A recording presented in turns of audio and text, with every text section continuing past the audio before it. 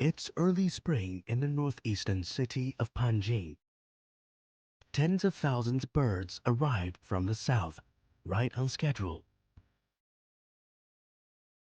The wetlands are home to over 300, mostly migratory bird species.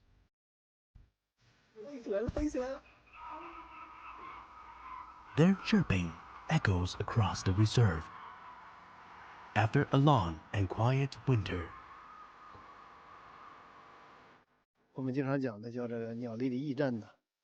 wetlands can provide proper environments for birds to inhabit, both migratory and resident species.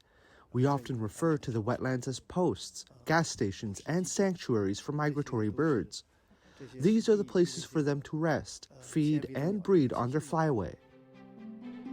Panjim is located along what's known as the East Asian Australasian Flyway, one of the world's busiest migration routes for birds.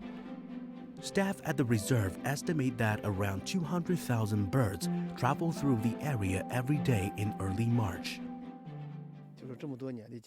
Records show there is an increase in bird species and numbers in certain areas in the Panjim wetlands due to the years of ecological restoration and protection efforts. Lee says the reserve is also tasked with breeding red-crowned cranes in captivity and endangered migratory bird species in China. Surprisingly, the cranes here are quite friendly. These long-billed fellas aren't scared of people at all. An expert at the breeding center tells me that these fellas grew up with humans. Before releasing them into the wild, trainers must help these cranes adapt to the new environment. Zhao Shiwei began working at the reserve in 1993. As well as working to restore the crane population, he also helps the birds prepare for survival in the wild. For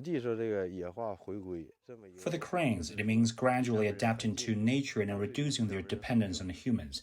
After scientific and systematic training to return to the wild, we will send them back to nature, and so they could integrate into the wild population. The reserve has released 140 red-crowned cranes into the wild since 2021.